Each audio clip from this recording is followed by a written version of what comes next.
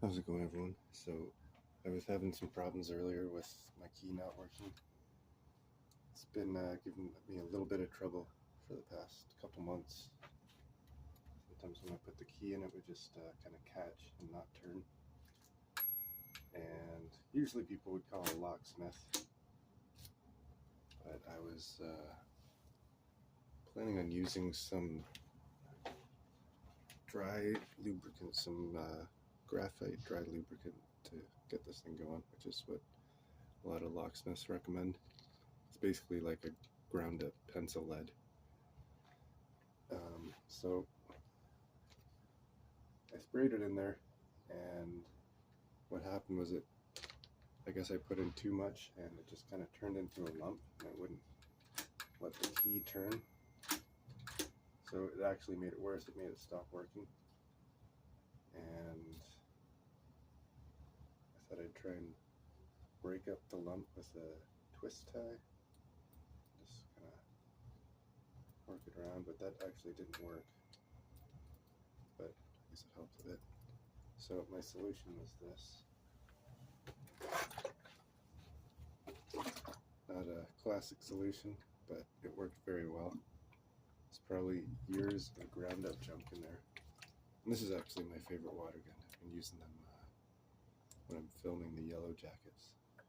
It's pump action, so basically as hard as you can pull that lever there, it's going to shoot pretty far, so gives you a good amount of pressure.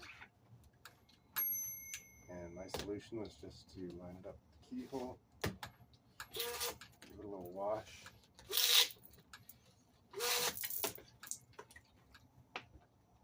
and then I added a little more of the graphite lubricant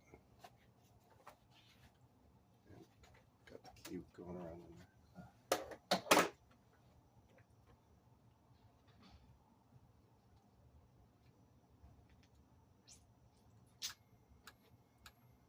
So yeah, that stuff will dry in there, probably help out quite a bit.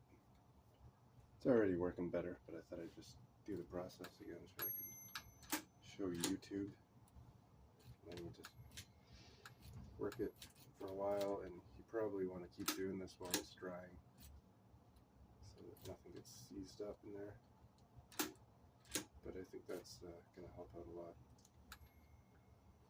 And since I'm right here on the door, I may as well show you a couple other security features that I use here.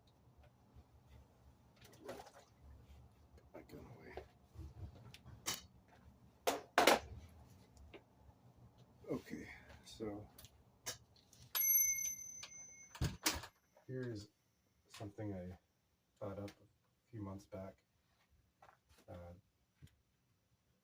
Pretty much any anchor point that you can find on a door. You don't need a double door to do this, but you know, if you can anchor a string, tie a loop here, and you can lock the door,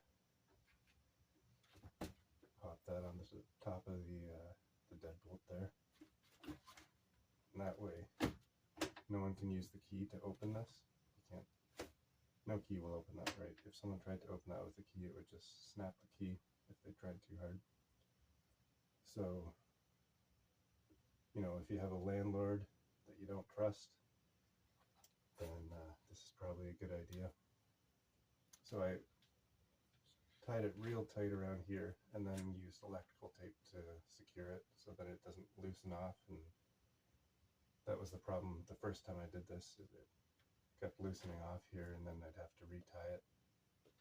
It was actually likely because I was having covert break-ins at the time, and someone would intentionally loosen this off so that this security feature wouldn't work.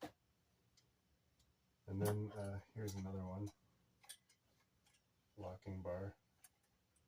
Pretty standard solution, but mine got broken on one end.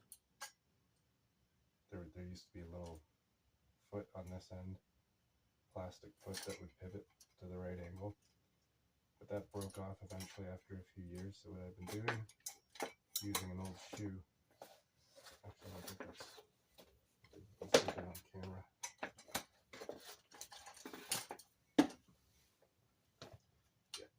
That's my the new foot for my security bar. So you just put the end of the bar in the shoe, give the shoe a little kick. And, it's a pretty good security solution. And if you can put something else in front of the shoe, then it's basically impossible to open the door. So, yep. Oh, and of course the tin plates on the door too. You might call that a security feature. That is to deflect some of the EMF radiation that's flowing through this neighborhood due to gang stalkers using microwave weapons, and also my landlord using microwave weapons. So yeah, it helps some days, and I hope you can use those security tips to make your living space a little more secure. Have a good day.